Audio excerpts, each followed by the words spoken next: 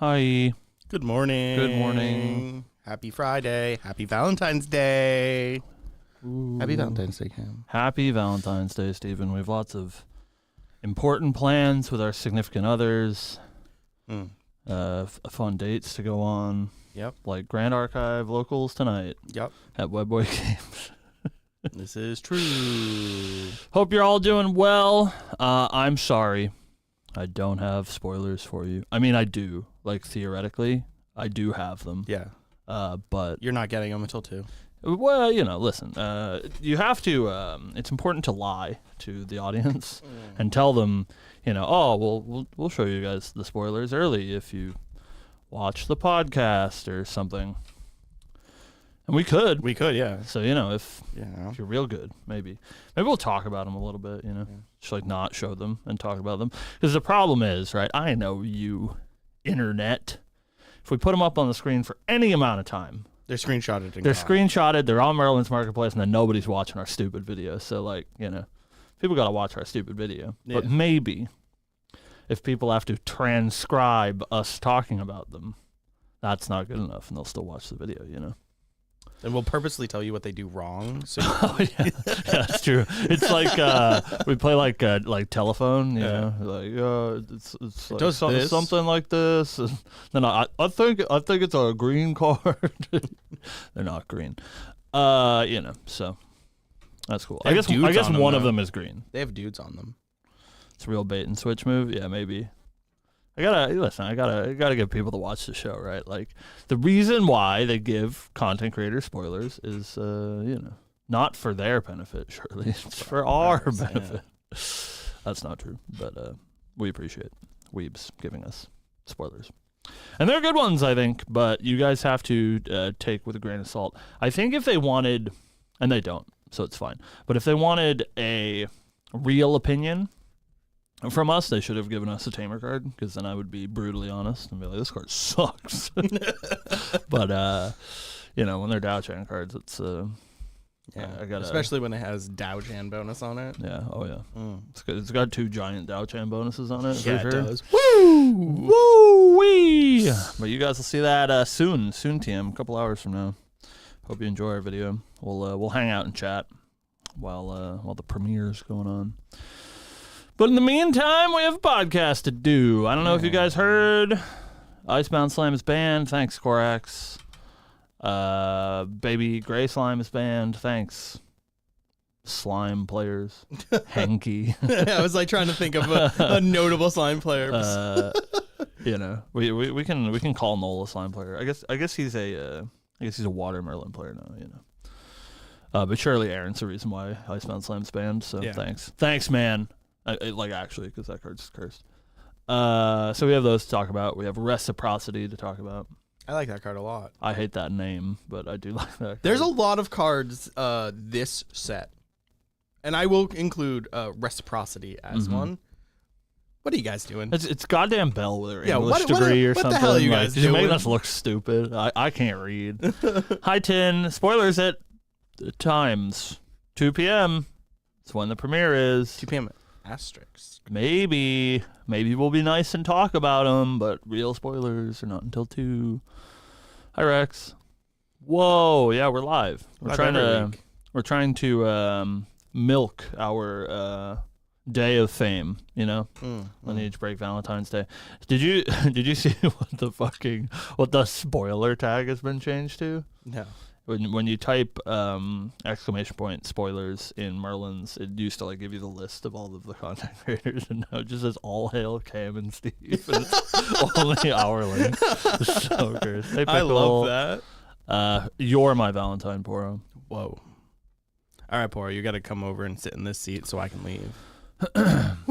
Spoiler, there are no spoilers. Yeah, I mean, we have them, but I just said before some people shuffled in here that I know how you psychopaths work, and if we put it up on screen for a single second, we know it gets screenshotted, posted to MM, and then nobody watches our videos. So we gotta get you guys to stick around for a couple hours, and then see it when it goes live at 2.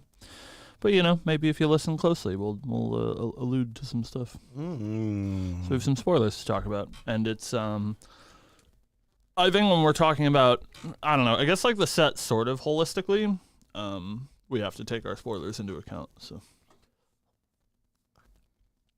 but like we're in a weird spot where we can like kind of talk about the set holistically, assuming that none of the like rares are broken.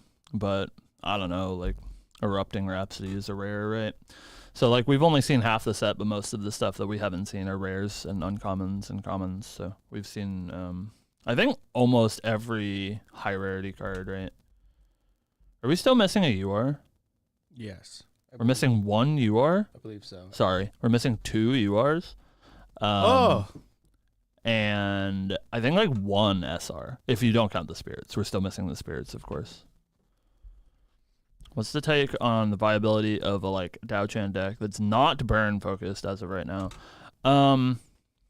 Yeah, I don't know. I think we're like smoking the crack Kool-Aid. A lot of people are talking about that Dao Chan burn deck, and I do think it looks fine. But it's not really what I want to play. I'm an advanced element guy through and through. So I'm excited to play Water, Terra, Dao Chan, and I think she seems fine. I think it's really hard for people to build and play control decks because it's hard to build and play control decks. And so it's way easier to point to this card kills you than it is to point to this strategy is good, even though it's a control deck, so it means it has pretty slow win conditions. I will say that our cards do contribute to Terra Dao Chan ending the game, so that's cool. Look forward to those in the next 2 hours. Mm-hmm. But so I think she has legs. I don't know how good she's going to be. I like kind of hope that she's not great. I think it's, like I said, it's hard for people to play control. I think people are like really bad at playing control decks, and so even like Arisana, the deck that I play, whoa crazy, being I think like a very strong deck. Like if you put Astra, Wind, Arisana in the hands of the best players in the game, they will probably win a large number of their tournaments playing that deck. But it is a harder road for sure than playing something that is like a little bit more straightforward. Even for people that are good players, right? Like playing a deck that has a fast and reliable win condition is like way easier for Swiss, right? Because like when you're playing the hard control deck, even if you're the best player in the room, sometimes things just won't break your way and you'll die. Whereas like if you're playing Storm Slimes in your deck, it's pretty hard for you to not cast your Storm Slimes and kill people. So I think Dao Chan sort of fits into that spot where like I think she'll be fine. I think her control tools are like actually really strong, but she will have trouble ending games. And so if you're looking for a deck that ends games immediately, she won't do that. But if you want that skill ceiling over your opponent, I think that's what Cleric does really well, and that's why I like it. So. Yeah. Leverage your skill as a player over your opponent's skill as a player and beat them because you're a better player is the kind of decks that I like. Yeah, so I'd also like to that's why I lose. I'd like to add on to what you were saying. I think there's like a lot of different avenues you can take Dao Chan to. It's not just this burn deck or the control deck. Like I think there's other ways you can play her. And I think that's super neat. Like I was messing around with stuff earlier last night, this morning, whatever. We were messing around on Valentine's Day. And the mill deck seems pretty cool. What, the Dao Chan mill deck? Yeah. Oh, interesting. Yeah. Because Fractal Polar Depth's pretty good. She turns on Fractal Polar Depths because she's a cleric. It's true.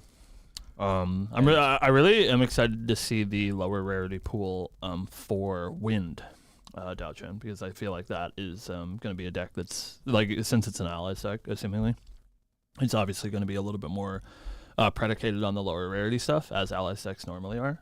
So I think the like Apparitions Fantasia allies deck seems pretty cool. Yeah, I don't know that it'll be good, but I like neat. ghosts. Ghosts are cool. But we won't go too much deeper because we have to shoot a show, and we're gonna have to rehash all that anyways. So. All right, Steven, you ready to do that show? I am ready to do that show. For anybody who is new here to watching the podcast live, thank you for coming. I know why you're here. It's for the spoilers. I get it. Thank you guys for hanging out. We do this show every Friday, 12 p.m. Eastern Standard Time *. You can find last week's show every Friday, 2 p.m. Eastern Standard Time *. Today, You will not find last week's show at 2 p.m. You will instead find a spoiler video. The way we do the show is we have chat in front of us. We can read everything you say, so that's cool. But while we're doing the show, to try to maintain a fair experience for the YouTube viewer that watches the show later, we usually don't address chat, but keep in mind that we are reading you always, and we will get back to chatting with you at the end of the show. So that's cool. No sleep. Taryn, go to sleep. It's 2 hours from now. It's a long time. Go to sleep. They'll be here when you wake up. All right. CV. Woo. You got any? All right. Nope. We're moving on. It's a new age. It's a new age. A new dawn. Yeah. For the Grand Archive community. All right.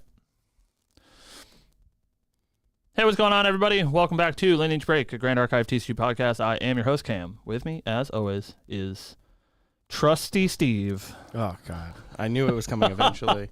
Yeah. I forgot yesterday. Hi, Cam. Hi, how are you doing? I'm doing great. Now, I need a chat YouTube viewer, all of you. I need you to walk with us on Steve's new name and let us know how you feel. As Steve the Glue sort of, like fell into place in year one of Lineage Break. I forget why we were making jokes about turning horse hooves into glue. But for some reason, it was when we were looking at Lumbering Steed the other day, and for some reason, I did not put two and two together that Steed sounds somewhat like Steve. And Lumbering Steve then led to the only other Steed in the game being Trusty Steve. And so I like that name a lot. Let me know how you guys feel about Trusty Steve. Steve loves it. Look at his beautiful smile. Yeah. Hey, it's a compliment, being trusty. Yeah, sure. Who doesn't want to be trusty? Yeah, but you were also calling me Lumbering Steve. Well, Lumbering, and that one is a little bit more painful. Lumbering Steve is when Steve's being sad, He's stomping around. Glucifer's a good one too. That is true. We'll get to that when we have to do another Halloween video. Yeah. It's on the docket. But anyways, welcome back to the show. Thank you guys for hanging out. It's been a hell of a week. We're in the busy season, Steven. Yeah, busy season, Steven. Oh boy. Yeah, lots of spoilers, lots of news. We got a ban list. It was crazy. It's I think actually the biggest ban list since the creation of the ban list. I remember talking with you and Trevor about it. Yeah. And you guys were like, surely they're not doing anything. And I was like, wouldn't it be crazy if we got a new Proxy Vault card? Well, it's and then exactly the opposite of everything. New Proxy Vault card, and then 2 ban announcements. Yeah. It's kind of wild. I find it very strange that right before a new format comes out, they make this meteoric change to the ban list, and we'll talk about that today. But it's definitely not what I expected, because there's 300 new cards coming out. There's all of these cards in the set that we've now seen that seem like they were designed specifically with Icebound Slam in mind. Because the Grand Archive developers, they're not stupid. They understand what good cards are. They made Icebound Slam. They're not like, wow, why are people playing this card? It's crazy. Yeah. They know that card was good. And maybe it's a little bit more ubiquitous than they thought it would be, but there's no way that they were like, this card's not even good. And so they printed some things in HVN with Icebound Slam in mind, assuming that it was going to, get pretty powered up by Fractal Polar Depths. But just making the decision to ban it outright does seem kind of crazy to me. But we'll talk about that a little bit. We also, of course, are in the midst of spoiler season. Today is Valentine's Day. Happy Valentine's Day, chat. Happy Valentine's Day, Steve. Happy Valentine's Day, Cam. Happy Valentine's Day, chat. Kiss all your best friends on the lips. That's what they deserve. Open mouth kisses for the kisses for the homies. That's actually the entirety of what our spoiler video is. And if you want to catch our spoiler video, it is today. 2 p.m. If you guys are real good boys and girls, maybe we'll talk about them a little bit on the show. That's my way to keep you watching. Is it working?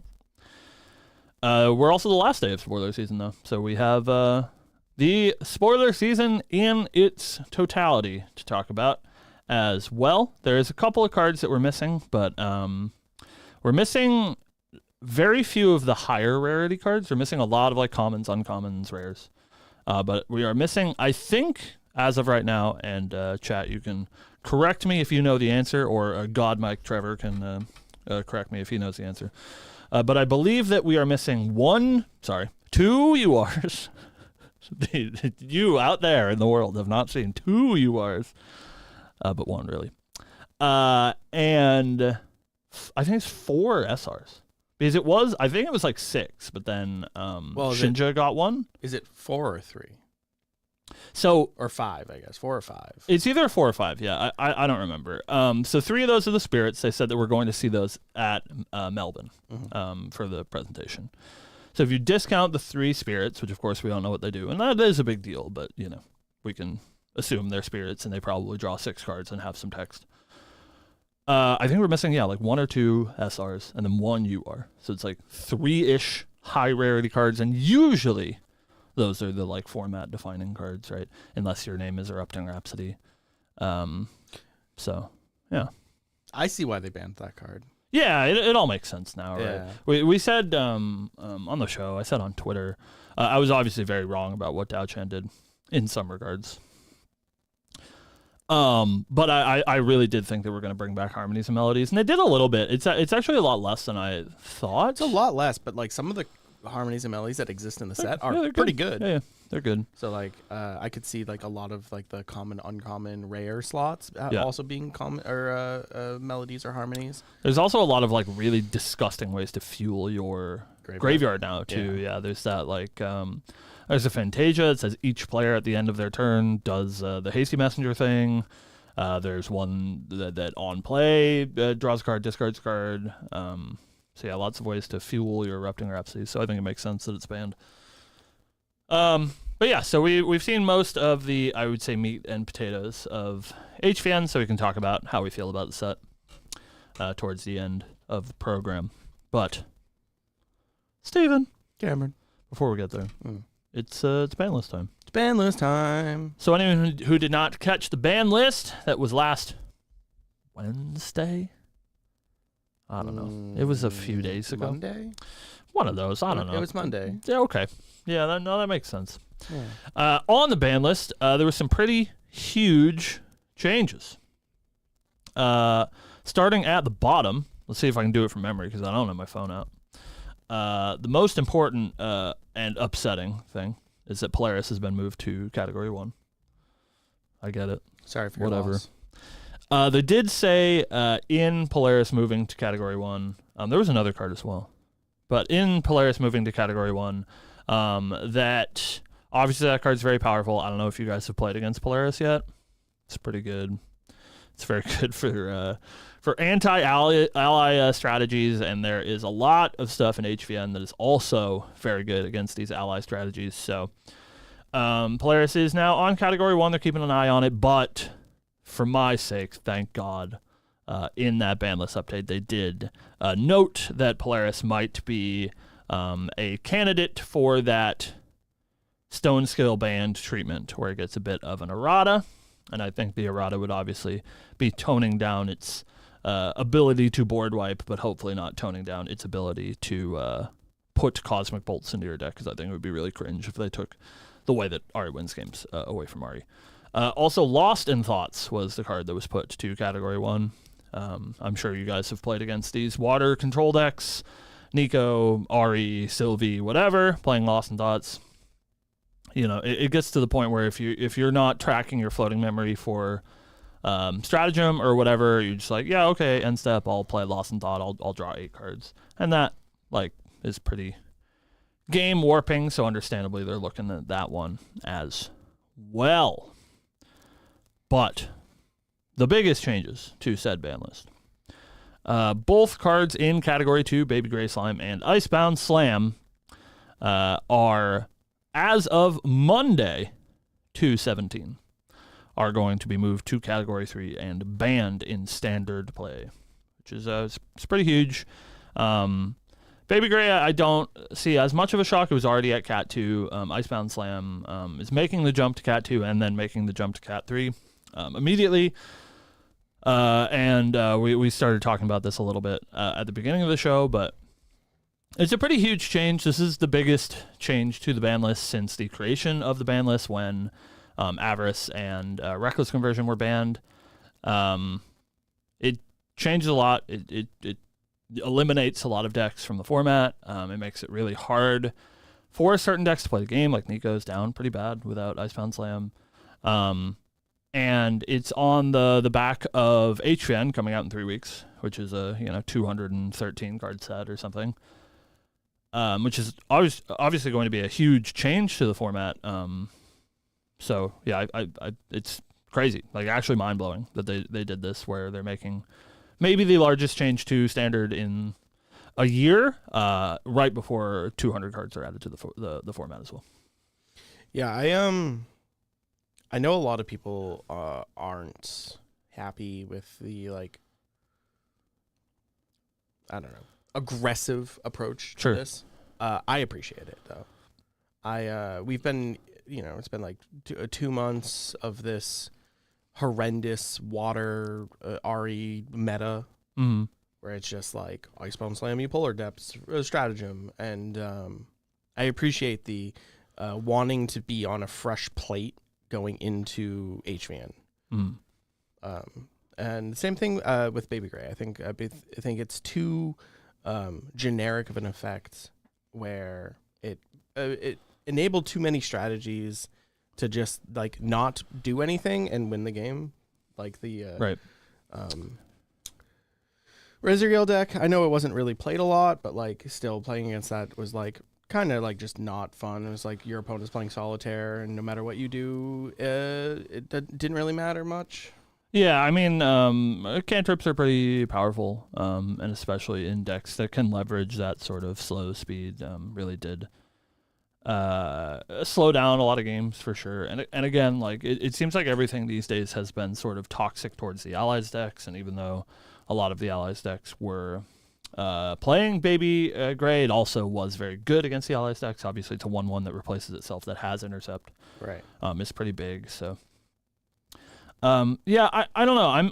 I'm somewhere on the fence about this whole ban list situation. It's good and it's bad. I think it's hard to look at this change to the list in purely a positive or purely a negative light. Where I agree. I think Icebound Slam and Baby Gray were both pretty ubiquitous across the format. But I said a while ago on the show, when they put Baby Gray to Cat 2, that I felt like the existence of Baby Gray was better for the game than not, because it was the least impactful in the Slimes deck and was way more impactful in non-Slimes decks, which I understand is a problem for game design. But it, sorry, I'm just hearing a little squeaking. Hopefully you guys aren't hearing a little squeaking.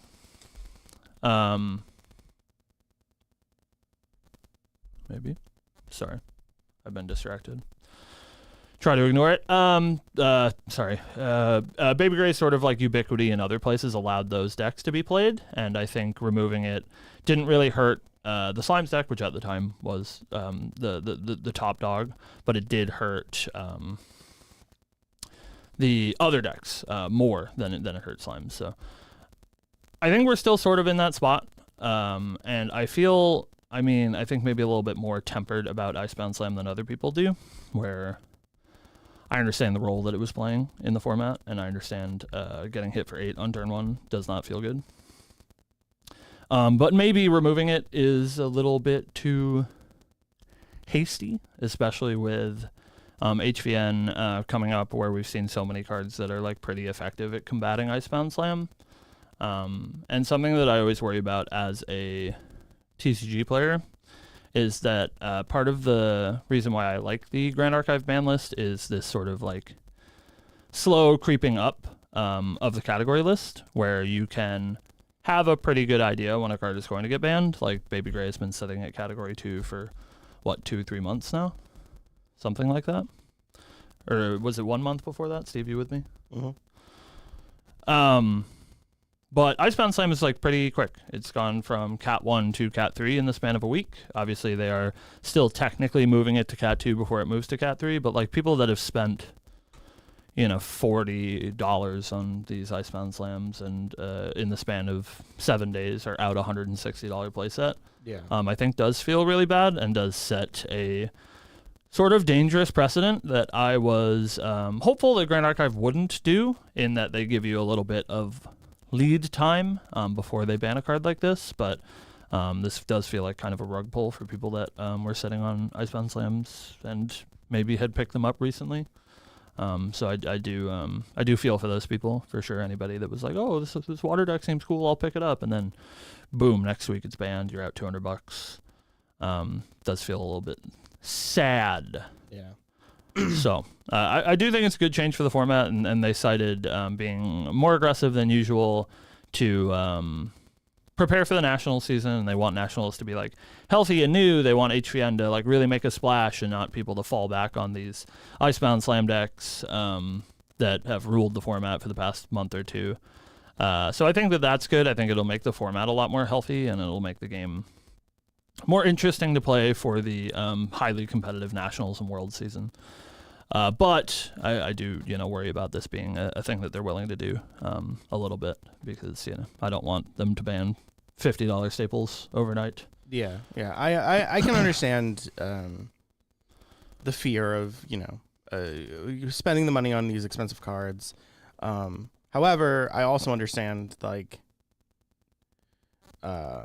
the precedent of, not wanting to also ban powerful cards, because then, at what point do you stop banning these powerful cards, right? Mm-hmm. It's into the point where everything is just banned. Yeah, I mean, I'm not a fan of the Trenton Bollinger approach of I want every deck to be playing vanilla 2/3s and us fight for board with vanilla 2/3s. That's not exactly what I like about Grand Archive. So I don't want to get to the point again where we're playing 2/3s and that's the standard, right? It's like I played through FTC and DOA, and I gotta say, I think the game is much better than it was then. Yeah, it was different for sure, and I don't think that I hated it. Obviously, we were still playing the game, right? Mm-hmm. And I played a lot of Water Allies back in the FTC format, but I'm way happier to be doing powerful things and being able to do powerful things. My opponent being able to do powerful things. That if we remove all of the powerful things from the format, it starts to feel a little bit stale. I'm not saying that Icebound Slam or Erupting Rhapsody or whatever are on the level that I want cards to be. Surely they're already over that line. Right. I just, I worry about the precedent is all. So, but also on our ban list, in a more positive light, we also got a new Proxy's Vault card in Reciprocity, which is a hard thing to say, and I think hopefully I'm pronouncing it right. It's not even Reciprocity. It's Reciprocity Dormigia's Call. Reciprocity. Why is this call. such a big mouthful? Yeah. I see an exclamation point from Poro in the chat. I would be stunned if Poro was not responsible for this. He's the one that made this card. I would be stunned if he was not in the kitchen cooking this one up. But it is a little bit of Tonaris support, which is pretty good. Steven, you want to give us a read? Sure thing. So Reciprocity, Dormigian's Call is a norm element, Regalia weapon, Guardian Sword, memory cost of 1, Tonaris bonus. As long as you control 2 or more domains, you may activate this card from your material deck. Tonaris bonus. Remove a durability counter from your Reciprocity. Rest it. Negate up to 1 target upkeep trigger. Then, if you control 2 or more domains, summon Automaton drone token. Whoa. This is pretty cool. I think it's good. It's not Polaris. It's got similar text. It's not Polaris. It's not Polaris. We've seen from the ban list, maybe Polaris is too good. So this might be a happy middle ground for Tonaris.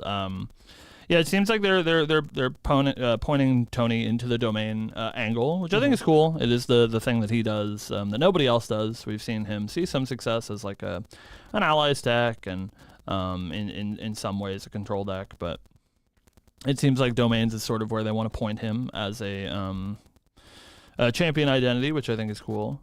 This effect is really powerful. I mean, at the very worst, this is a free to activate 1 power 3 durability sword, which is not bad. But also, it has that ability to remove upkeep triggers, which is pretty strong with certain upkeeps in mind. I don't know. I'm not a Tony player, so all of you Tony players, send us your lists and how excited you are about Dormigia's Call. But I don't know exactly which upkeep triggers you want to go the extra mile for. Tony has traditionally been an Eternal Kingdom deck, and that upkeep is like fine. So like I don't know that you particularly need reciprocity to remove that upkeep trigger. We might see the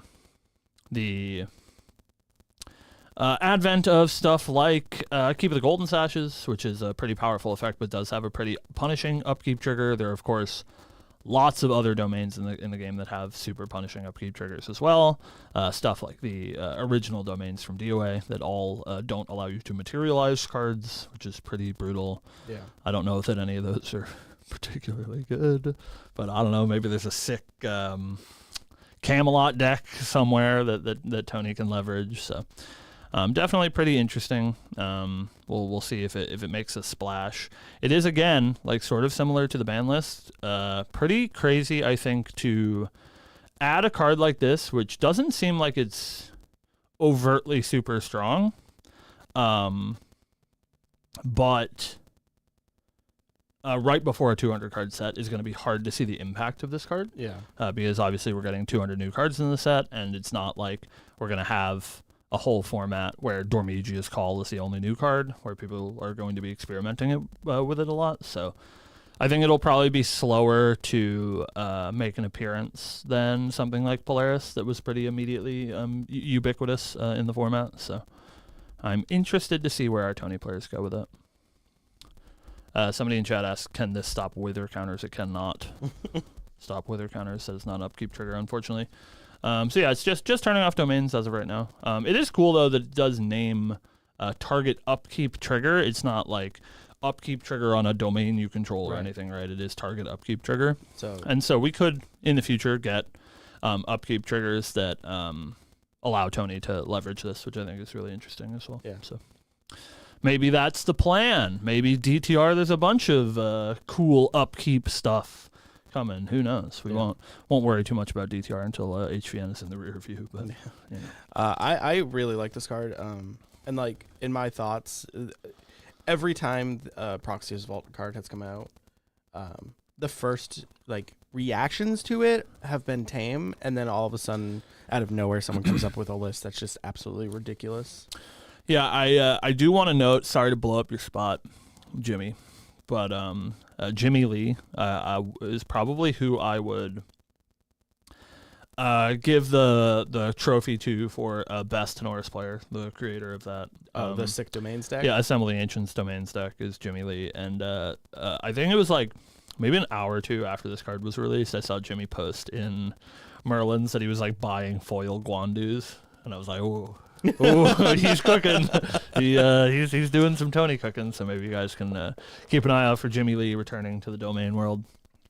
And maybe, if anyone's going to break it, he would be my bet. Yeah. So, but yeah, really cool. Huge change at the end of the season. And we will get just one opportunity, Steven, to see this new format, Icebound banned, Baby Gray banned, Dormigia's Call legal before HVN.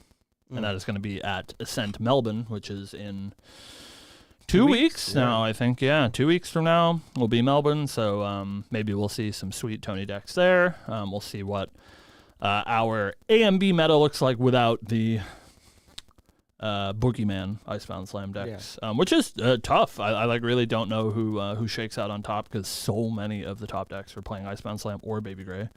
Yeah. Do you think the RE stratagem deck has any legs without IBS? I don't know. I think I've always been of the opinion that I think Polar or Fractal Polar Depths is a bad card. Because if you don't have Icebound Slam, that card's just like truly terrible.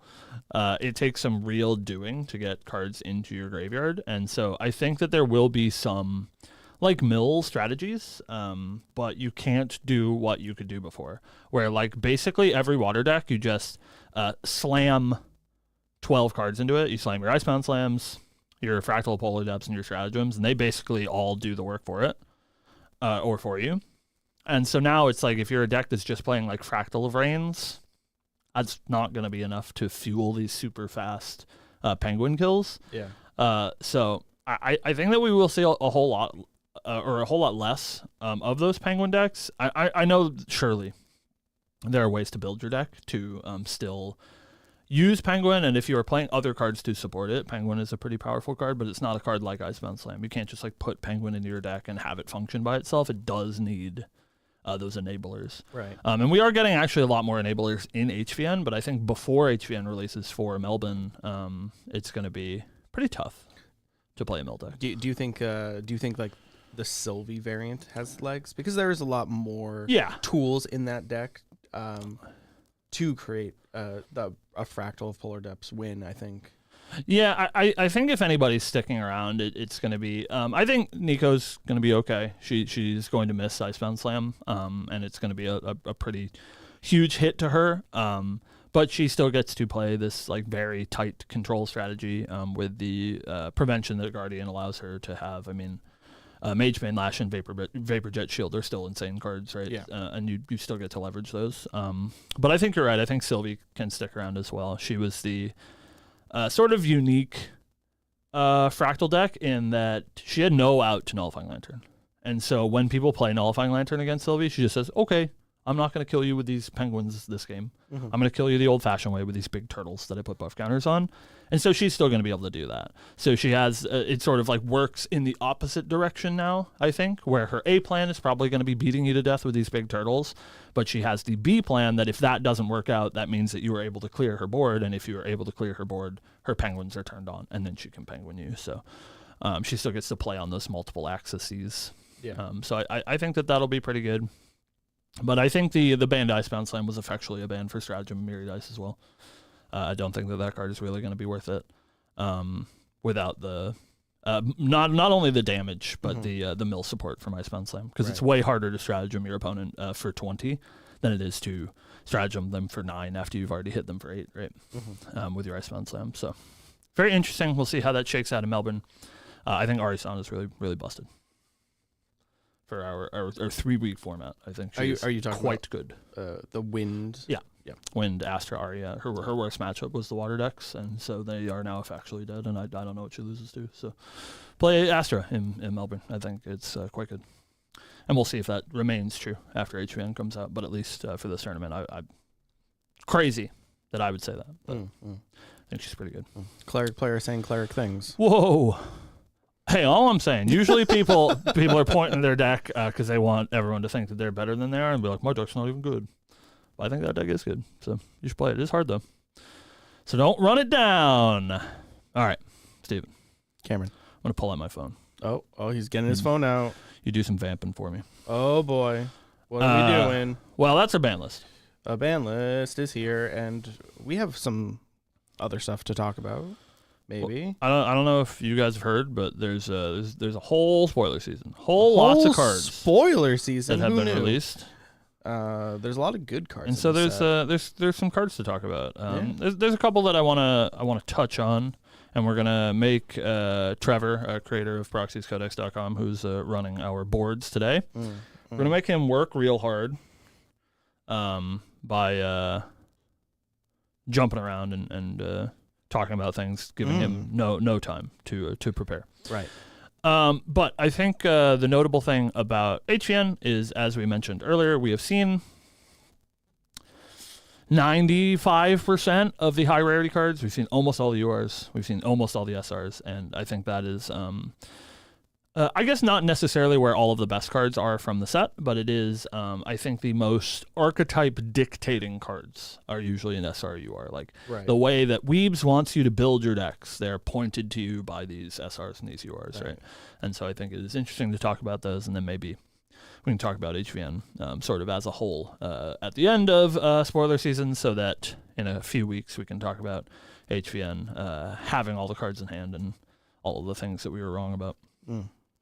But first of all, shout out to Talk GA. We have received our Divine Relic for the set. She's true. hot. This card's ridiculous. It's bonkers. This is called Art of War. Oh, I get it. Like the book. Like the book. It's a norm regalia item, mage scripture, 0 memory cost, divine relic. Players can't declare attacks with allies that enter the field this turn. While paying for a memory cost, you may banish Art of War to pay for 1 of that cost. Wow. Whoa. I think this card would have been mid without that last sentence. Yeah. It's an interesting one where so this effectually removes haste from all of your allies, anyone that plays Magic. This means that you're playing Magic the Gathering, which is something that I have moaned about surely several times in the past. It's been less so relevant lately as they've been doing a better job of giving control players control tools. But removing the ability for allies decks to threaten you after you wipe their board is nuts. Yeah. It's like truly insane. Yeah. It's something that we've said, and I'm sure that you guys have felt, that removing allies like Polaris or Season's End is coming out, Anger the Skies, whatever cursed board wipe you want to play in Grand Archive, usually is really punishable by these allies decks, because if you wipe their entire board on your own turn at slow speed, on their turn they just play more allies and they punch you to death, right? Mm-hmm. So if they've gotten you like close, you're at 20 life, they've dealt you 19 damage, and you wipe their board and you're like, oh, finally I'm safe. Then they just like play a 1/1, they kill you because everything gets to attack on its first turn. So I think that alone does make this extremely powerful, and really, really bad for the allies decks. And then I agree that that alone might not be worth your Divine Relic slot, because in a lot of matchups, it's not going to help you, and sometimes it's like too little too late. But it has this like little baby temporal spectrometer effect at the bottom that says when you're paying for a memory cost, you can sacrifice this to pay for 1 of that cost, so it does effectually replace itself, sort of like a Grand Crusader's Ring would. Mm-hmm. Not on the turn that you play it, but somewhere later down the road. So I've heard people in our like own small circle refer to this as the control deck's Grand Crusader's Ring, and I think that's a good way to put it, is that for the slower decks, this is going to stem a lot of bleeding, and then the slower decks, once that is not necessarily a threat to them, can sacrifice it to, cash in for a resource or whatever. Of course, I'm always thinking with the Cleric Lens and in Dao Chan's Recollection deck, 90% of her material deck cards cost 1, designed to play around Craggy, Fatestone, whatever it's called. But it does mean that since most of them cost 1, Art of War is going to, 100% get you some value if you're playing Dao Chan. So yeah, just really, really powerful card. I think personally this is probably the best Divine Relic that we've got since GCR. I guess like probably pretty close to 2 out of 5 Quicksilver Grill, but yeah, I think it's really strong, and I think we'll see some real play. I think it's the first time since Fractured Crown that people will be really registering this Divine Relic in their deck. Yeah, I definitely think this is probably the most played Divine Relic after GCR. In this format. Yeah. I think it's going to be a pretty big player in the format, and it does make me like really worry about what allies are going to look like in HVN moving forward, where I think HVN specifically feels really hateful towards allies players. Mm-hmm. And sort of it's like hard to see how things shake out without having cards in hand, right? But to me, what it sort of feels like is there's so much effective ways to deal with allies in recently, but most notably in HVN, but also like Polaris is a great example of this. I think Goja must be broken.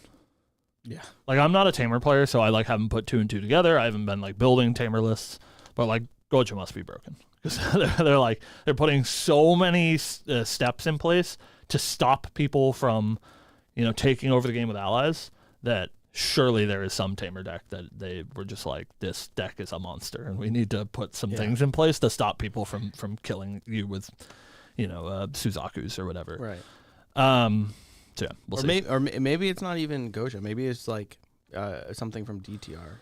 Yeah, maybe it's all forward facing. I mean, like that's really what I thought about Polaris, which is obviously a very strong card for Ari, but came out in a time where allies were not like super prevalent, and I was like, oh, they're giving us a board wipe on a stick in your material deck. There must be some some real allies coming, and then they announced it was a Tamer set, and I was like, oh, that makes sense, and now we're getting this. So yeah, it's pretty interesting. But speaking of Suzaku and Goja and Divine Beasts, we finally got our 4th and asterisk final for sure. Shenju. This Big is Turtle. Fabled Sapphire Fatestone. Is a water element, 9 memory cost Regalia item, Tamer Fatestone with Immortal and Spell Shroud.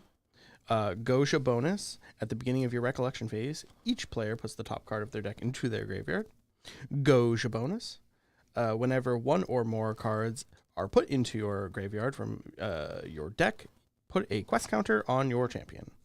You may remove, you can rest it to remove 9 quest counters from this, from your champion. If you do, wake it up and transform it. You know that Sylvie deck we were talking about? Yeah. I think that Sylvie deck is, in fact, unplayable in HVN because you should just play Goja instead. Correct.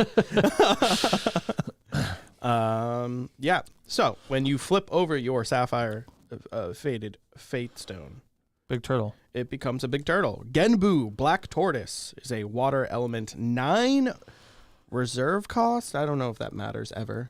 Probably not. Ally, Tamer, Beast, Shenju, Fate-bound Turtle, Spell Shroud, and Taunt.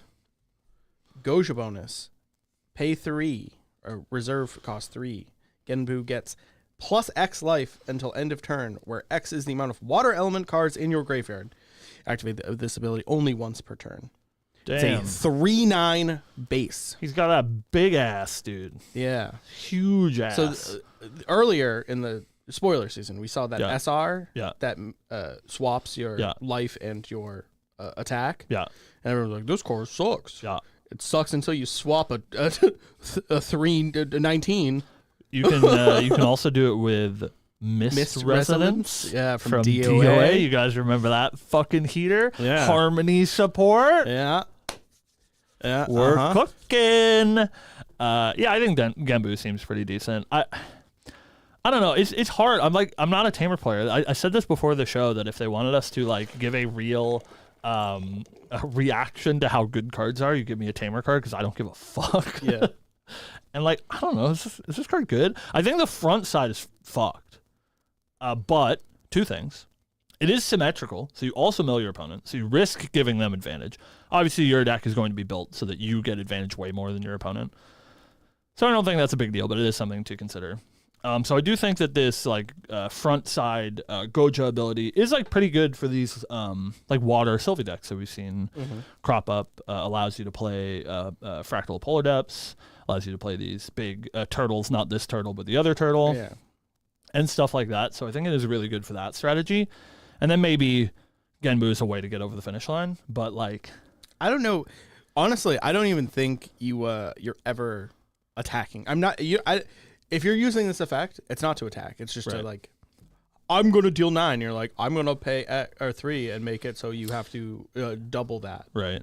Hey, Trevor, God Mike, is that card that swaps your power and life, is that fast or is it slow? It is fast, says Trevor. Okay, all right. So maybe we're cooking. All right. Oh. Yeah. So they attack you because this is a 3/9 with taunt. You say, I'll cast this thing. I'll pay 3 for Genbu. I'll retaliate for 50. Yeah. And then they die. All right. Okay. We're cooking. We're cooking. So you do play a little bit of that card. But I do think you primarily don't want to be a Genbu deck. You want to be like a self-mill deck, like the current Water Sylvie deck.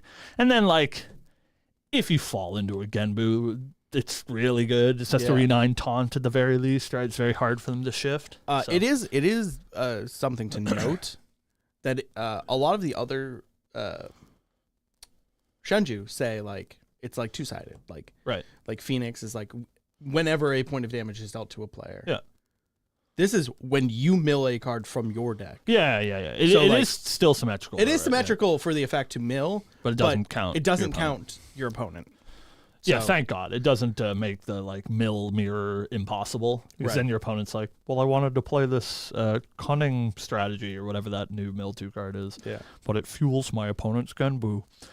I think that makes sense. So yeah, I think it seems cool. I think water self-mill strategies are cool if they're not broken. So hopefully we're in a world where they're not broken.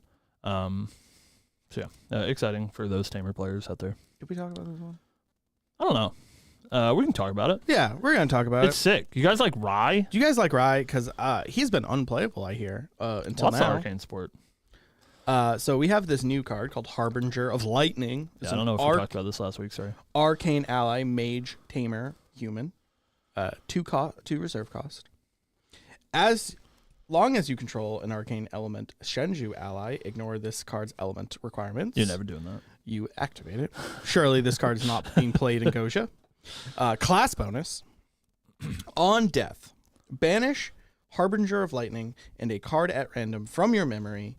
When you do, as a spell, deal X damage to target champion, where X is the total reserve cost of the banished cards. Sorry, this is a UR. Kind of hard to read with all the lightning around it. She's so cute though. She is adorable. She's got the red eyes and everything. Yeah. So at worst, Your brain exploded. yeah, my brain exploded. At worst, you're doing. Richie's out here saying wild things. At worst, you're doing like 8 damage to this. Yeah. It's an interesting card. I think that there's no Rye players, right? So it's a 2/2. By the way. The Rye community, I can't be like, oh, this is how the Rye players feel, and they're split. Right. There's no Rye players. Nobody plays Rye. What about It's- Leo? It's like, yeah. When was the last time fucking Lewo played Rye? Same with Byfall, right? With Byfall got an arcane spoiler yesterday, and it's like, you don't play that deck anymore. Don't lie to me. It's like Roka. That's the only person I know that's playing Rye. But anyways, I can't say that the Rye players are split on this card. I can say that the community thinks this card is bad. I think that like almost everybody that I've seen say anything about this card is that it's bad. But they're not Rye players. And I will have you know, chat, that before my tenure began as a cleric player, You were a Rye player. I was a Rye player. And what I can say that I think Harness or Harbinger of Lightning does is maybe not good enough. However, I think it does give you the out to play Rye like a normal deck. I think that Rye as a strategy is actually just like kind of giga broken. And he like should have ran the last format with all of these like water control decks. Because the water control decks always die to Rye. However, the problem that Rye has is due to the way that Stormseer is built, he requires you to hard level, because basically the only way that you would get cards near banished before HVN is by hard leveling. And so you need to get your 5 arcane cards into your banish so that you can start casting your Careful Studies for free so that your deck actually functions, right? However, that requires you to go -5, which is really bad. Usually -6 because you're playing a stupid dungeon guide. And so when you're going -6 as this big high damage control deck or combo deck, you lose to Frostbind. And so it's really hard for you to beat any of the water decks when you lose to a single piece of interaction, of which they're playing like 10. So he has been holistically unplayable for a long time because he can't beat Frostbind. And turns out water decks are good. He has a tough time when people play Tidal Lock, right? But I think what Harbinger of Lightning hopefully does, and some of the other cards that we're not going to dwell on, but some of the other arcane support, allows Rye to do, is maybe play a strategy a little bit closer to something like Fire Merlin, where he can, instead of having to hard level for 3 turns in a row, he can focus a little bit more on card advantage, on floating memory, because he now has more tools to banish cards. Obviously, we have cards like Voltaic Sphere, but we now also have like Shattering Discharge and the card that we saw yesterday that's like fixed Reckless Conversion. So he has a little bit more ways to get those arcane cards into his banish zone later in the game, so he doesn't have to worry about hard leveling literally every level. And also, the addition of cards like Harbinger of Lightning allow him to do really high damage numbers without necessarily needing to be a super high level. If you just like play your Harbinger of Lightning, you get her off the board either by sending a spell ladder, casting a cremation ritual, whatever, and then you banish a Advent of the Stormcaller, you deal your opponent 17 damage, and then they probably die. But that is something that you can do when you're level 3. You don't need to be level 15. So I think at least how I want to look at Rai in the HVN meta is a little bit closer to a card advantage deck like Merlin. Having outs to deal shit tons of damage with Harbinger of Lightning, but also having outs to maybe being an Empower deck with Harness Lightning and Heightened Spellcraft, and if you can get to Rai level 3 with like a pretty healthy influence, empower a bunch, play your first Advent, use that to banish a bunch of arcane cards, and then you get to play the rest of the game as Rai, but with a little bit more influence than you normally would. So, and Art of War is quite good. Yeah, Chad says that as well. True. Art of War, very, very Rai-pilled. So, yeah. I think that card's cool. Is it good? I don't know, but I think it's going to give some new space to the Rai deck, and people are going to do some experimenting. Something that I did remember, we did talk about it last week, was Annihilation, but you asked why the reserve cost on Genbu matters, and that's a great example. Can't be annihilated, so that's cool. But we did already talk about that one. Yeah. Is there what else did we miss? Oh, we did get a brand new card last night as well that we can talk about. Oh, yes, we did. Just trying to hit on URs and stuff, Chad. If there's anything that you want us to talk about, let us know. But we don't really have a itinerary, so we're just trying to talk about like URs and SRs that are pretty substantial to the game. So last night we got a UR. I talked I don't think on the podcast, but I talked with Steven and some other people about how, and this was before Zhang Zhao came out as well, but I talked with Steve and some other people where I was like, man, it's really fortunate for me, with this being a cleric set, that there's not a whole bunch of like high rarity cleric stuff. It seems like there's no cleric UR, there's no cleric CSR, and so it's looking like I don't have to spend as much money as I thought. I was like, that's great. And then one day after I said that, we got Zhang Zhao, which we're not going to spend a whole lot of time talking about. She's super cool though. Which is a cleric CSR, and it looks great, and I think that card's really cool. And then last night, we got Zhan Yu, Fate's Premonition, which is a cleric UR, main deck cleric UR, which makes me want to die. It is a 4 reserve cost water, unique Fantasia cleric spell, class bonus. This card costs 2 less to activate. As Sean? Is that like the fake character? Zhan Yu enters the field. Choose a card name. Cards with the chosen name cost 2 plus X reserve more to activate, where X is the amount of Fantasias you control. Wow. This card's nuts. Yeah. I was going to clown on him, but I know he's not watching, so I can't. This card's so nuts. And yeah, we have some local players that don't really like control decks or taxes, and they're not super thrilled about Zhan Yu. I think this card's sick. Yeah, this card's great. It's like, I don't know, it's kind of bonkers, I think. So it costs 2 once your class bonus is turned on. And it says at minimum, cards with the chosen name cost 3 more to activate, because she does count herself, obviously. which is like pretty backbreaking, but still castable. Yeah. Right, you can still pay 3 more to activate a card, but once you have 2, 3, 4 Fantasias in play, and this is like, I'll name Storm Slime. He costs +7 for you to activate. You're never playing that fucking card.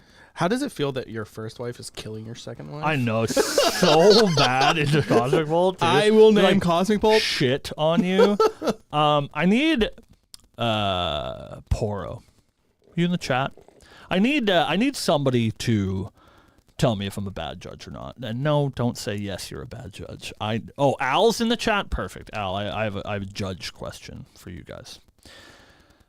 Because I'm pretty sure that I'm right in how this works, but I saw somebody in the Arisana like competitive chat on main cord today say the opposite. And so I was like, the way that Arisana Astral Zenith works is she says you may pay 0 rather than paying a star calling cost. But she does not say that it's not a alternate activation cost. It is modifying your activation cost. And I believe how the rules work is that I modify as the active player, or I guess it doesn't even matter, as the person casting the spell. So I guess in that moment, I'm the active player. I am casting a Cosmic Bolt. I apply my Arisana ability to make it cost 0, and then my opponent applies taxes on it. Any extra costs are ignored. See, I hope that's wrong, because I did very much lose a game at regionals where several judges told me that that's not how that works. So I'm very, very confused. This is in relation to Orb of Choking Fumes, which I believe you do still have to pay the additional one. So, interesting. Her ability override star calling cost can still be modified by activation cost modifiers. Interesting. Anyways, regardless of your Arisana ability, it is still quite good against Cosmic Bolt. Because even if the first one's free, the rest of them are not. But, yeah, I'll follow up with you about that, Chad. I'm not so sure.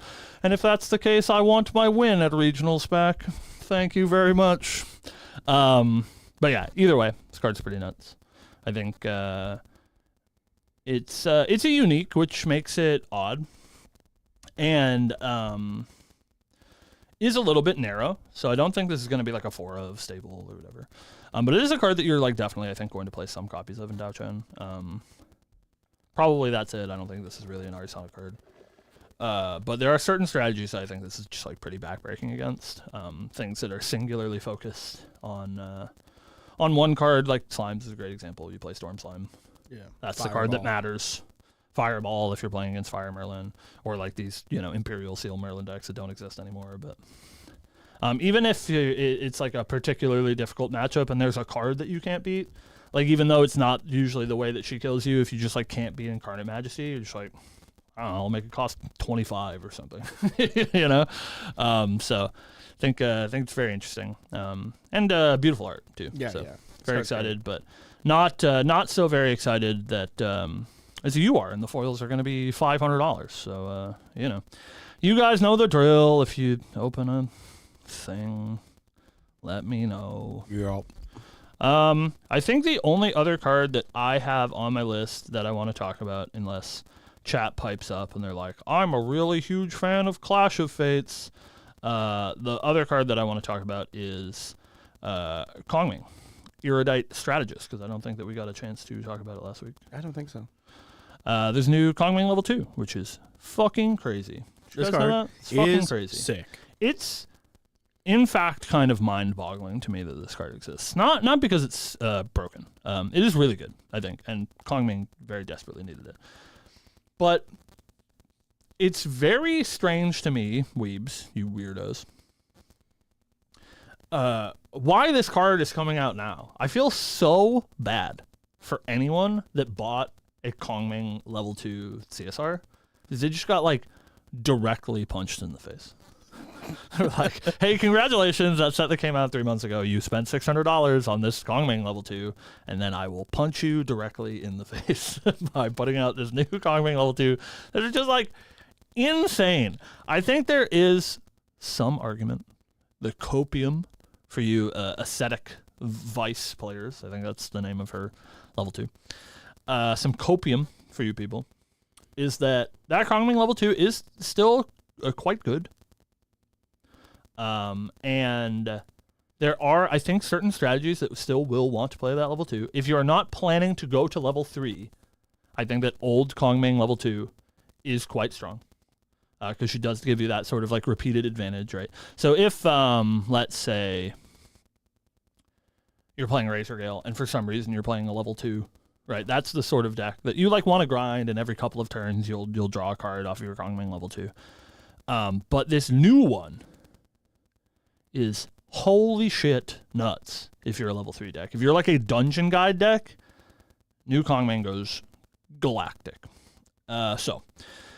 Kongming, Erudite Strategist, is hard to read, but I think that's what her name is a level 2 Norm Champion, Mage Human, Kongming Lineage. On enter, banish the top card of your deck until the beginning of your next turn. You may play it as long as your shifting currents face north. Repeat this process for east, south, and west. She has 22 life. So, what this means, you banish 4 cards. They're all assigned to a direction. You're facing a direction because you're Kongming. But let's say that you had some foresight and you put a Fan of 7 Deaths into play, which allows you to change your direction. If that card is in play, this basically just says on enter, draw 2 cards, as long as you play them this turn. But I think the like really insane part is that if you're a Terra Kongming deck, anyone that's played any little bit of Terra Kongming in their days, is really a deck that leverages cheap spell cards because she wants to spin, right? She's a spinner, especially in water. She wants to spin northwest for Hydro Guard Retainer, Daddy, as we call him. And so if you're playing that deck where you're playing a bunch of like Rising Tides and Coriolis Wards and Terrasites and all of these really cheap things that you can use to spin your Kongming, if you go to level 2, you draw 4 cards. You have to assume maybe 3 of those 4 cards are cheap spells like that because most of your deck is made up of cheap spells. You play a Dungeon Guide. It just basically says draw 3 cards. Yeah. It's nuts. It's insane. It's like the best level 2 that we've ever had.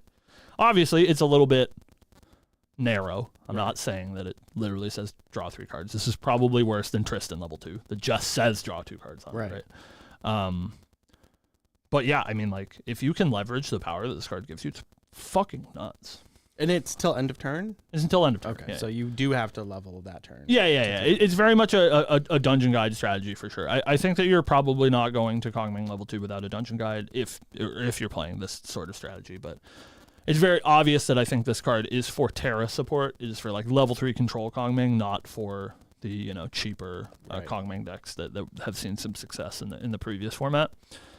But I think that's good because her Terra pool and Kongming as a level 3 deck felt like holistically unplayable in A and B. And she's gotten like a little bit of support in HVN as far as like Terra stuff goes, but I think this is obviously the biggest sign that you can play a level 3 Kongming deck.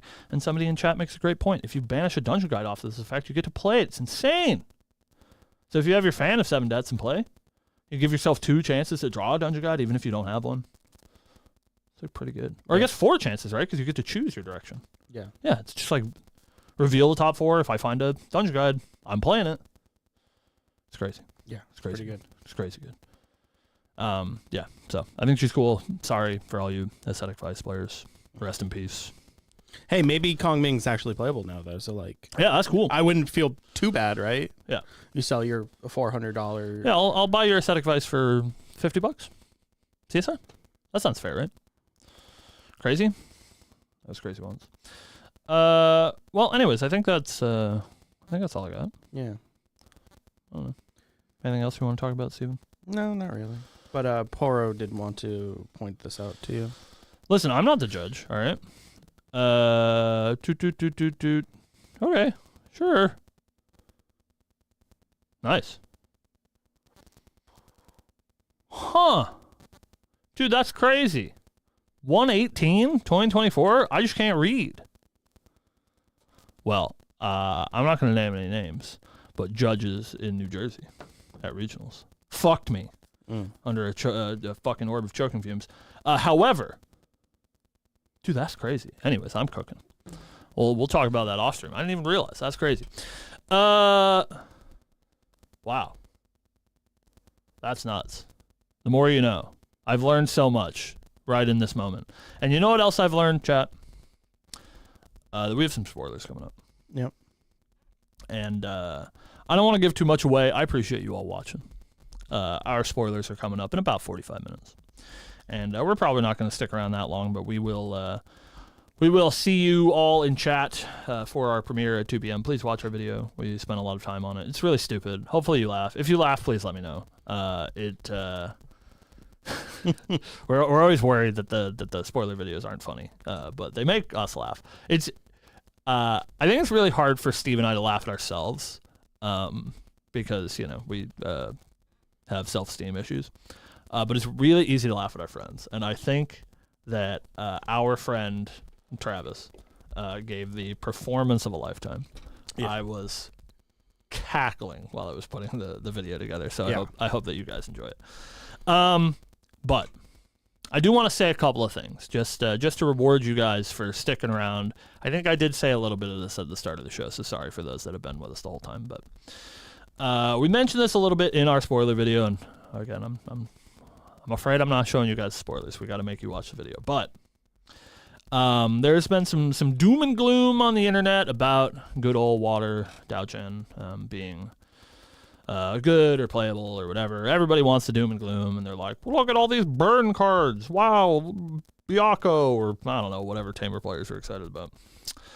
But I can tell you that everybody that has bemoaned Dao-Chen missing ways to end the game, I can't promise you that this is a fireball you for 15 level card, but I can say there's a pretty reliable way to get some extra damage, perhaps out of your material deck, that you can use to maybe end some games with Dao-Chen.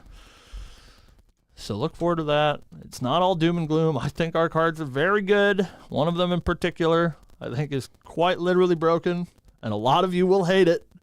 I got to tell you that a couple of people in the Lineage Break family, some people that helped us shoot the spoiler video, have seen the cards, and there's a couple that are not a big fan of control strategies, that are not super happy about the text on some of the cards that you guys will see later. Turns out today. Yeah. If you guys like taxes. Yeah, I was gonna say. Oh boy. I was gonna say. Turns out taxing activations is yeah, it's pretty good, man. It's really hard. Guys worried about Jean Yu. Yikes. That's all we'll say. Yeah, they're pretty good. They're pretty good. You look forward to them, but also take that with a grain of salt, because I'm bad. So if I think they're good, they're probably awful. All right, that's all we have for you guys today. It's been a great time looking at these HVN spoilers, and by probably next week, I assume we'll have seen most of the relevant stuff. I guess Melbourne is when we'll see the end of our spoiler season, so you can all look forward to that. But we appreciate you guys hanging out. Hopefully you guys watch our spoiler video. Of course, I again want to give a shout out, of course, to Weebs of the Shore for allowing us to do the spoilers. But if you guys haven't, this is the end of the spoiler season for content creators. And please, please, please go check out all of those spoiler videos from those content creators. They're all so good. I am super happy that so many people this season did silly skits like we do. They're all super cute. So make sure to go check those out. Yeah, Dan's really funny. It just kills me every time. I've watched it like 3 times. I think TM32's last night was great. I loved the True Cactus Gaming video. There's lots of really goofy stuff that came out. It's really cool to see the community come together for spoiler season. I think is awesome. So yeah, we can't wait for DTR spoiler season. But in the meantime, you guys can look forward to just a little bit more HVN coming to you in about 40 minutes, so stay tuned. If you want to check out our show, if this is your first time here, etc., we do shoot the show every Friday, 12 p.m. Eastern Standard Time, * here live on YouTube, and we chat with you before and after. If you want to find the previous week's episode, you can find that at 2 p.m. Eastern Standard Time, *. Today you will not. Instead, you will find a spoiler video in that place. If you would like to find last week's episode, that will be up on Monday at 2 p.m. Eastern Standard Time. Monday. So, thank you guys for watching. Thank you for hanging out for spoiler season with us, and we will see you next week. Thanks, guys. Kisses. Dude, I gotta tell you, that's crazy. Yeah? Yeah, that's crazy. I've figured it all out. I've cracked the code. Which I was like pretty certain that I understood how that worked, but I guess I don't. Yeah. So you pay your replacement. So you say I replace the 0, and then you still have to pay on top of that? Is that what? No, you don't. Correct. Yeah, you don't have to do that. Oh, they're ignored. Yeah. So that part's all well and good. It never matters. Nobody pays taxes. It was that one game that I played against an orb of choking fumes. I was like, do I have to pay one? And the judge said yes. And I was like, okay. Yeah. So, now you know. Who would have thought? But you do have to still pay, like, other additional costs or whatever. Like sacrifice an ally or some nonsense. I see. So, well, it matters now. Yeah. John, you, not going to tax your first Cosmic Bolt, but it will tax all of the other ones, which is, like, fine. Pretty cursed. Usually it's the second one, the turn, that kills you. Yeah, it's like if they're only casting one bolt a turn, it's like, I don't know, just like counterspell it or something. Yeah, I think that matchup's gonna be cancer. So nobody play cleric. What I'm trying to tell you about our spoilers, chat, and about Tao-Chan, and about Ari, is that they're all terrible, and you shouldn't play them, and you should let me exclusively play them at the one tournament a year that I get to play in. Yeah. If you see Cam, just concede to him. Yeah, if you're playing cleric specifically. Yeah. If you're playing slimes, whatever, just kill me. I don't know. Surely not now. Surely slimes can't kill you now. Dude, our war's fucked. Oh, we didn't. I guess we should have mentioned it while we were on the show. Replacing Baby Gray with Adult Gray, I'm assuming. No, I think it'll probably just be a new Baby Gray slime. Like, sure, it'll have a different name. Right. Like, it'll function the same, right? Right. But that's what I'm saying. Like, it'll just be gray slime. Yeah. Because we don't have one of those. Yeah, that's going to be in the Recollection deck Light that comes out with MRC Alter in 3 months. Yeah, I don't know. Do you think Baby Grays are still coming in that? No, it says it's replacing. Oh, okay. Yeah, so it's like that one feels fine, right? So it's that's why I was so like torn on the ban list, and I know that you guys were chatting about it, but I can't look at the chat because I'll get distracted, and I have to keep turning over to Steve, who I know his brain has stopped listening to me because he's reading chat, and I try not to. It just happened. He was just reading chat on his phone. His brain turned off. I was texting someone. we're not on the show anymore. But I know you guys were talking about the ban list, and I didn't catch any of that. But I think it's a little bit worrisome. I mean, like, I had a play set of Iceman Slams that I lost $160 on or whatever. Literally that day. Yeah, it's true. I literally sold them to my my business partner, Raph. That day, he was like, "All right, I want to play this Vanita deck." I was like, "All right, I have some Iceman Slams. I really don't need them, so like you can buy them." And then 3 hours later, I sent him a message. I was like, "I'll give you that money back." It's like I don't. I'll take those slams back. We can't do that. So yeah, like I understand that feels pretty bad. Yeah. That there wasn't a whole lot of lead time for that. I understand why they did it, and it's cool to. The game's small, and I think it's cool to cater to the competitive audience because they made this ban list change for people specifically playing at Nationals, which is a very small subsection of the Grand Archive player base. Those are going to be like, how big do you think U.S. Nationals is going to be? Like maybe 200 people? Like it's not, we're making a ban list change for maybe 5% of the people that play Grand Archive. But so that's all well and good. I'm glad that they're doing that for the competitive community, but it does feel bad for people that are newer to the game or don't have this insane amount of disposable income. They're like, I built my one meta deck for Grand Archive. I just started playing an A and B season. Spent my $500 on my stupid water Ari deck because all of those cards were $1 billion. And then over the span of a week, they're like, that's worthless. Get it out of here. Whole deck, out of here. Shit. And so that does feel a little bit bad. I remember buying Deathrite Shamans 7 days before they were miraculously banned, and that felt pretty bad. So, yeah, I understand that desperate times call for desperate measures. It was, I guess they were worried that HVN wasn't going to solve the problem, and so if that's the case, I mean, I think this is better than the alternative. That is, HVN meta is plagued by Icebound Slam, and then that's just like so bad for a game as new as GA. Even when we were in our discussions with our friend groups about Dao-Chan, Icebound Slam came up like 4 times in conversation. Just like she would have been really good at playing Icebound Slams. Yep. She has a good shell for it. Play my Icebound Slam, hold up my free Glimmer counterspell in my memory. It's pretty good, but now we don't have to worry about it. But yeah, so I get it. Just being tempered. Baby blackish whitish slime, perfect. That sounds great. Yeah. I think that is the prevailing opinion. That most people are more excited for the next format without Icebound, and so that's good, right? So it's better than the alternative. I'm not saying that they made the wrong choice, but oh yeah, that's true. Sorry, Icebound Slam, rest my champion, crack my scepter of big ol' milkers, wake up my champion, get 2 Glimmer, play my counterspell. Thanks. That's what I meant, Theo. Yeah. We do have another scepter that wakes us up. So I made that shit post about Sean Yu last night, which I thought was really good. That's how you beat Icebound Slam, dude. You go first, you play Sean Yu, you say, I'll name Icebound Slam. Yeah. It costs 4 more. Fuck you. Go ahead. Well, it wouldn't cost 3 more, right? Well, if you're a Fragmented Spirit, it costs 4. Oh. Yeah. Yep. That's pretty good. You ain't casting that card for 12. Yeah. I don't know.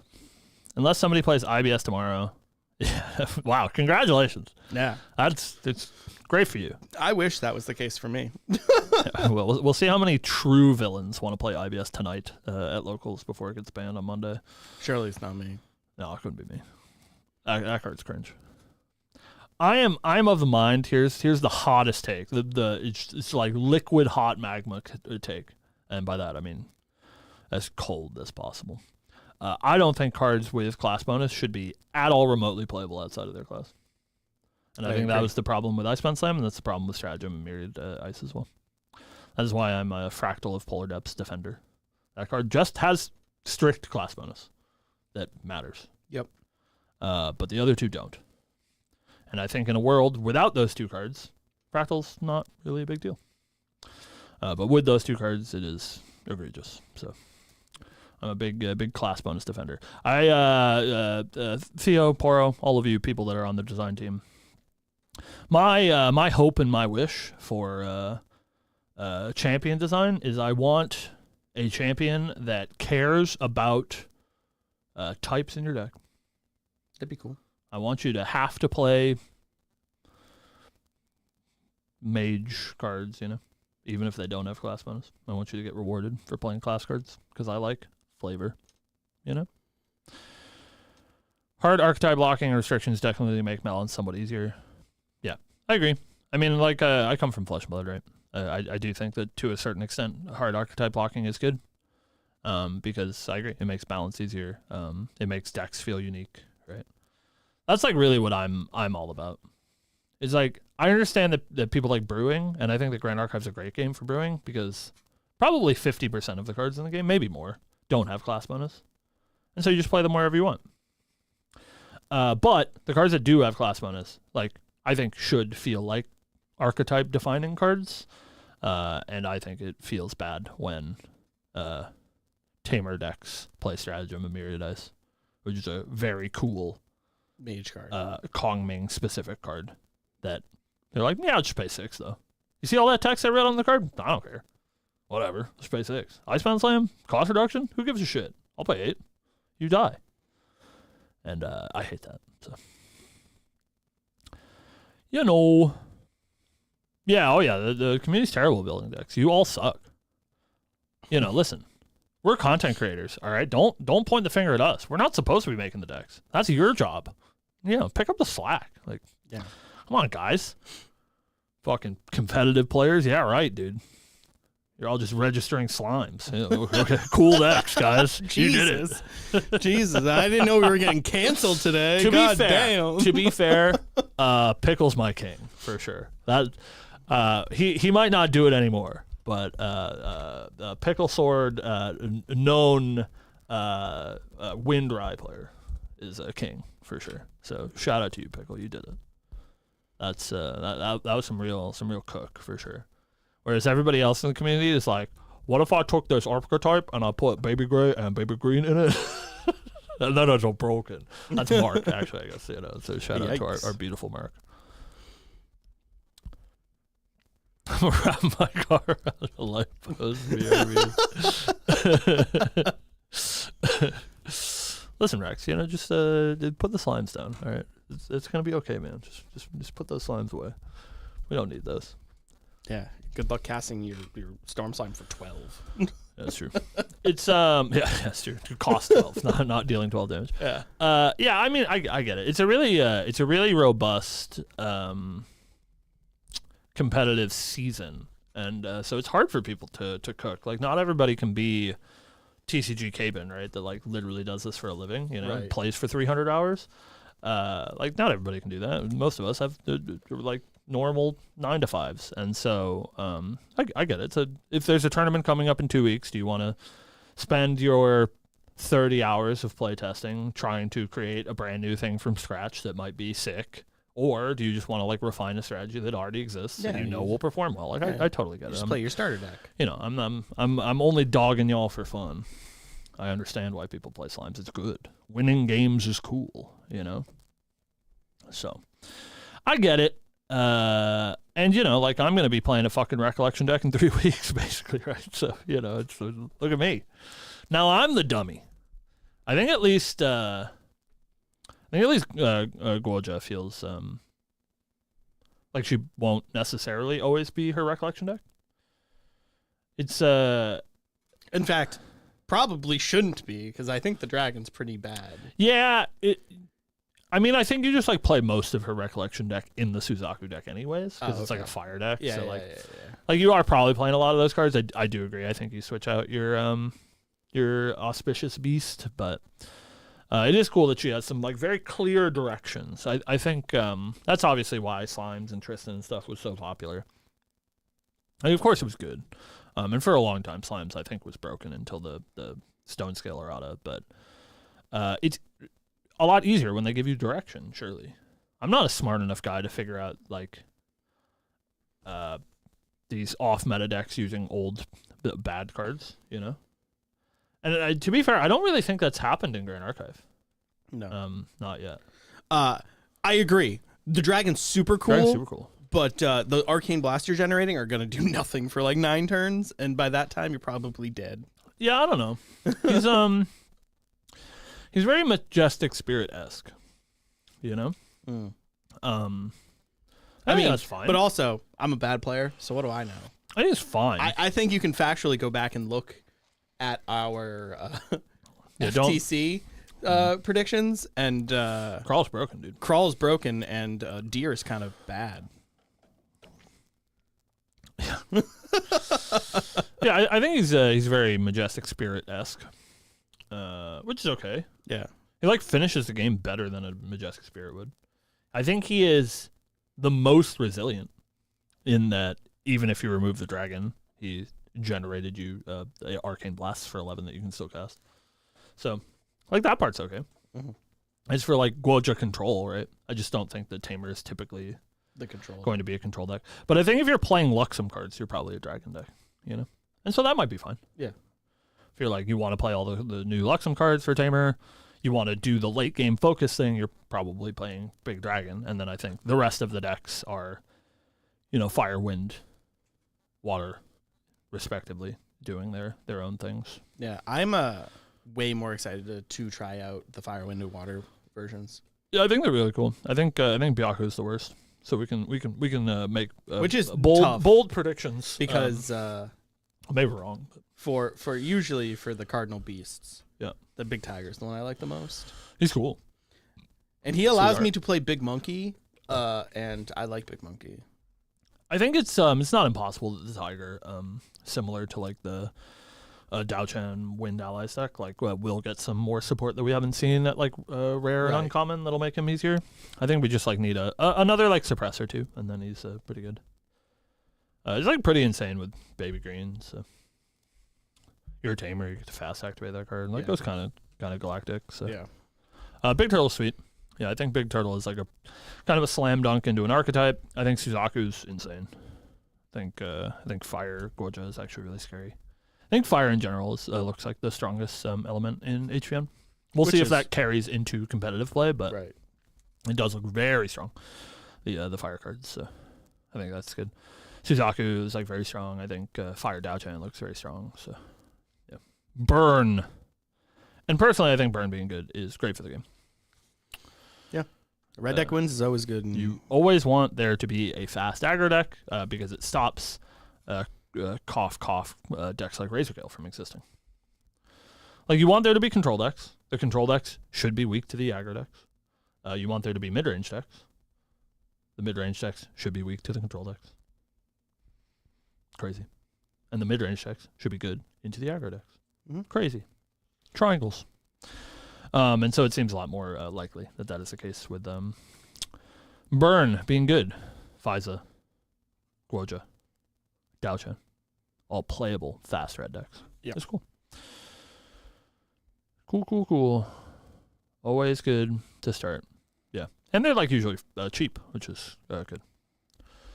Predicated of commons is nice. All right. Steven, Cameron. you wanna skedaddle out of here? Yeah, we can do that. Got some lunch. Order to some eat. lunch. Steven's got to be my beautiful baby boy and go to the post office for me. Well, thank you guys for watching. Thank you guys for hanging out. We love hanging out with you guys. It's the highlight of our week, so feel free to come by every Friday.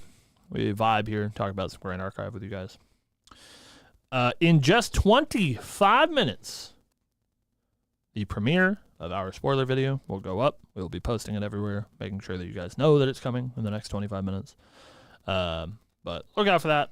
We really enjoyed making it for you guys, so we hope that you guys enjoy it. We hope that you guys think the cards are good.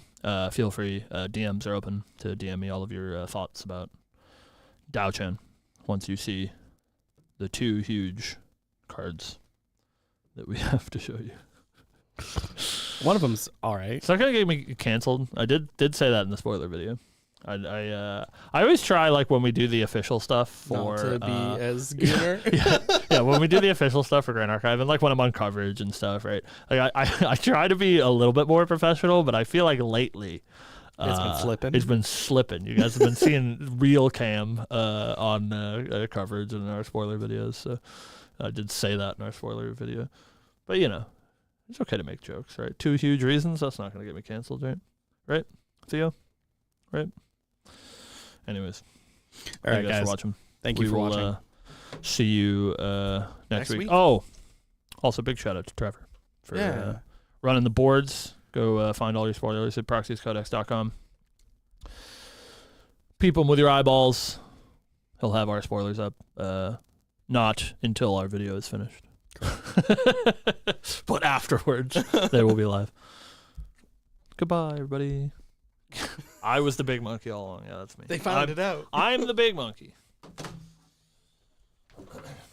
Good night. Goodbye. Oh, God, my back. I'm old.